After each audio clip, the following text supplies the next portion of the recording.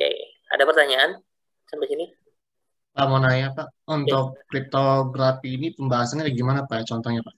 Soalnya Oke. kan bagi saya agak familiar itu untuk pembelajaran itu kan. Kalau yang kita tahu kan, yang saya malah tangkapnya kayak ibarat investasi dan semacam ya kira ini gitu.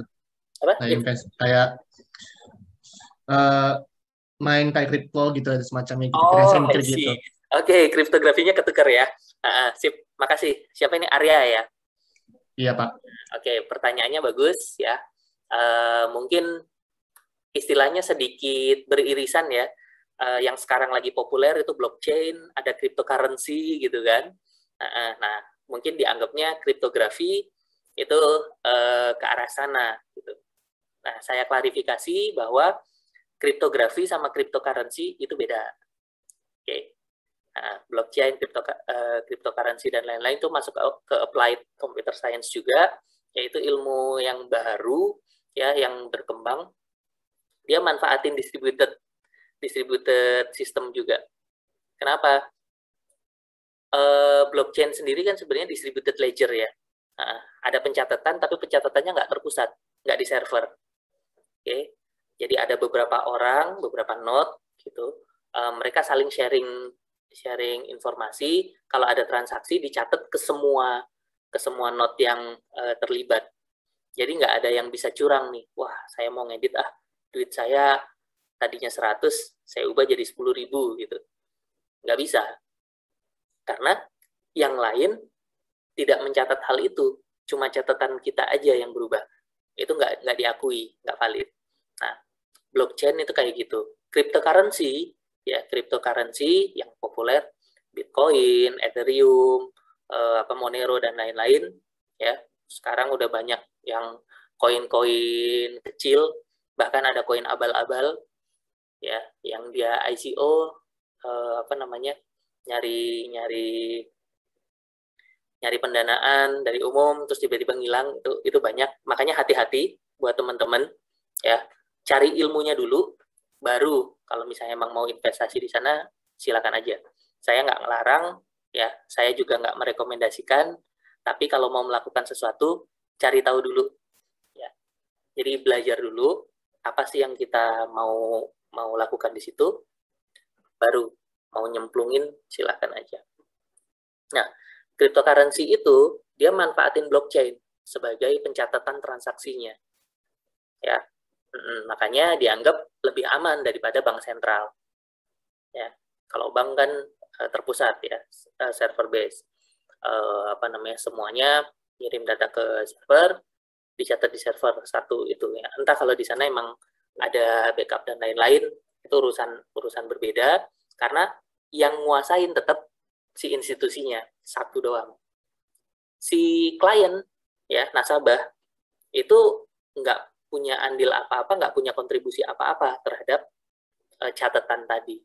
Nah, kalau blockchain ya cryptocurrency, semua nasabah itu nyimpen catatan juga gitu ya. Ya meskipun ada yang lebih gede gitu kan, yang dia ikut ikut sebagai miner. Ya miner itu kan sebenarnya dia nyari kode buat ngunci transaksi yang sebelumnya kan, buat ngunci blok yang sebelumnya. Ini aku cerita tentang blockchain dan lain-lain nggak apa-apa nih? Agak jauh dari topik kita Gak soalnya. apa-apa, gak apa-apa. Jadi Apa ya? wawasan juga. Nah, buat wawasan oke lah. Itu kayak gitu. Nah, kalau teman-teman mau belajar lebih jauh tentang blockchain, silakan aja karena terapannya memang bagus. Ya, terapannya bisa kemana-mana. Eh, apa namanya? Bahkan bisa buat apa ya, ngetrack suatu benda asalnya dari mana itu bisa manfaatin blockchain. Nah, salah satu terapannya yang sudah terpikirkan dan sudah dibuat konsepnya meskipun belum diimplementasikan di Indonesia ya, itu buat pemilu. Nah, ya kan pemilu itu ngabisin banyak biaya sebenarnya kan, buat nyetak kertasnya, buat nyetak kertas, distribusi, bikin kotaknya buat bayar orang jadi panitianya dan lain-lain. Itu gede banget. biayanya. Nah, kalau itu diubah ke digital, itu harusnya bisa lebih murah kan cost-nya. Cuma kalau digital banyak yang khawatir kalau datanya nanti dimanipulasi gitu. Karena ya server bisa dihack gitu kan. Database bisa ditumpuk, ya makanya kita nge-rewrite baris tertentu itu memungkinkan ya kalau persyaratannya terpenuhi. Makanya banyak yang khawatir. Nah, salah satu usulannya waktu itu ada mahasiswa kita juga yang riset ke arah sana, bikin TA-nya tentang itu. Dia konsep buat namanya 2018-19 buat pemilu ya. Nah, itu bisa. Kenapa? Data-data dari masing-masing TPS ya itu kesimpan di blockchain. Jadi kalau ada perubahan di akhir nanti itu bisa ke-track gitu. Berubahnya kapan, kemana, apa aja yang berubah gitu. Nah, itu. Cuma ya belum diterapkan. Ya nggak tahu kenapa. Ya, rahasia umum lah. Itu kriptografi dan itu cryptocurrency sama blockchain ya. Nah, kalau kriptografi apa? Kriptografi itu adalah ilmu komputer yang dia mempelajari bagaimana cara menyembunyikan pesan. Gitu. Contoh apa? Dulu di matematika komputer aku pernah bahas ini nggak ya? Ada 2 orang. Oke, sebentar.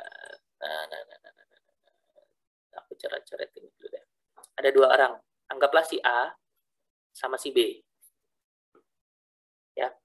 Dia mau ngobrol lewat internet ya misalnya. Ya, A ngirim pesan ke B. Ngirim pesan apa ya? Contoh misalnya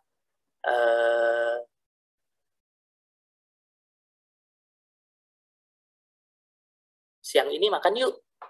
Makan di cafe X gitu, misal. Makan di cafe host. Cafe X. Nah, ini pesannya. Dia kirim. Ya, A ke B.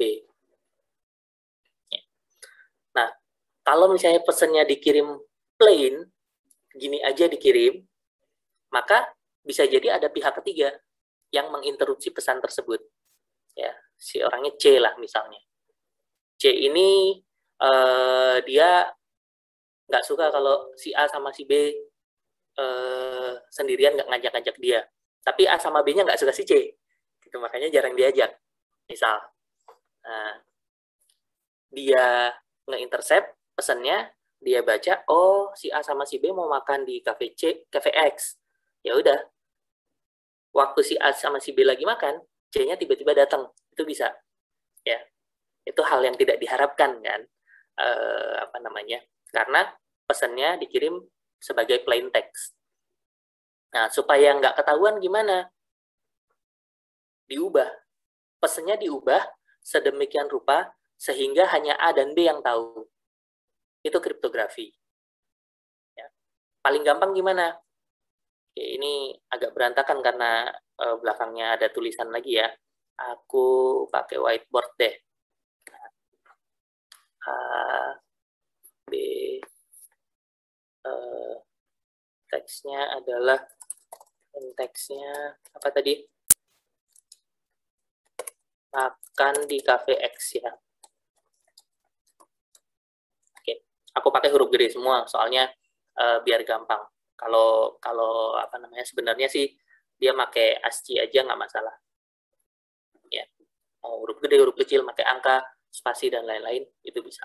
Nah, salah satu yang paling sederhana itu istilahnya Caesar cipher. Ini teman-teman nanti bisa cari. Ya, Caesar cipher. Caesar cipher itu apa? Kita geser angka, kita geser hurufnya sekian huruf ke kanan atau ke kiri. Ya, kita geser hurufnya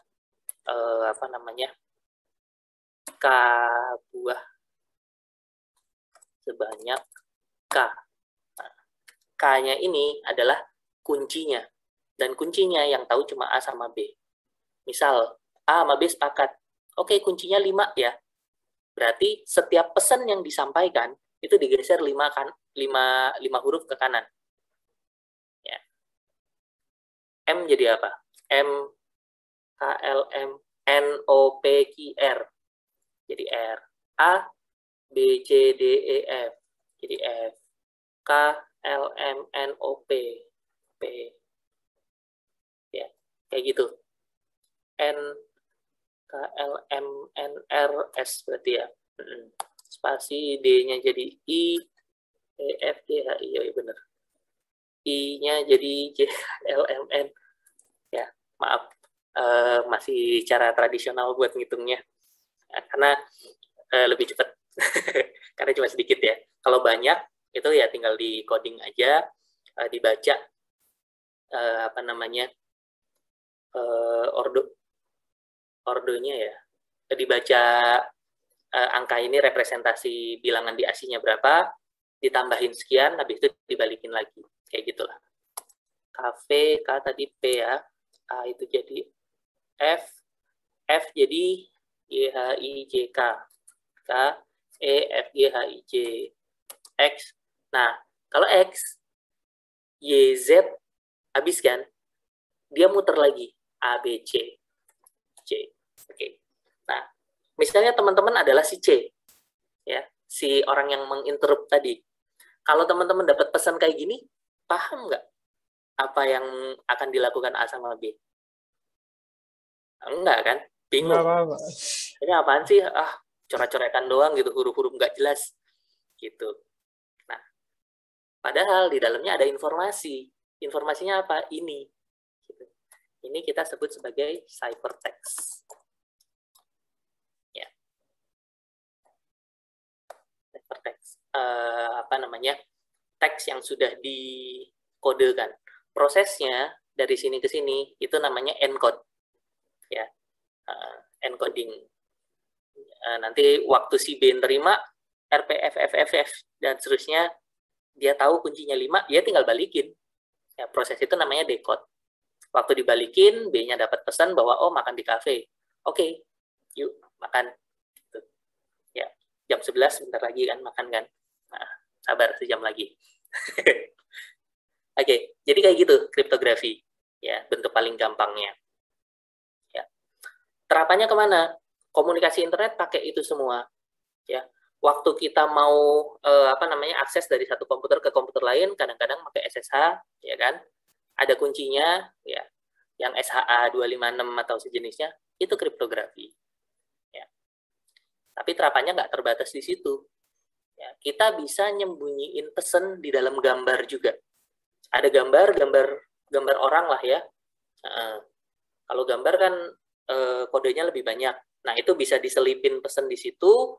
Jadi kalau orang terima file, oh filenya cuma gambar, gambarnya dicek, oh aman, nggak ada ini aneh-aneh. Tapi waktu gambarnya itu diproses lebih lanjut, ada pesannya di situ. Nah, itu bisa dimanfaatin ke sana. Ya, itu kriptografi. Analoginya kalau di dunia nyata, kayak teman-teman bawa tas, ya bawa tasnya lewat tempat pemeriksaan, dibuka, oh iya barangnya biasa gitu, dia bawa HP, bawa dompet gitu doang. Tapi ternyata di tas ada kompartemen rahasianya gitu. Nah, di situ ada yang nyimpen senjata tajam atau apa yang lolos dari pemeriksaan. Itu analoginya. Ya. Oke.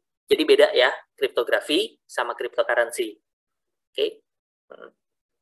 Apakah di cryptocurrency pakai kriptografi juga?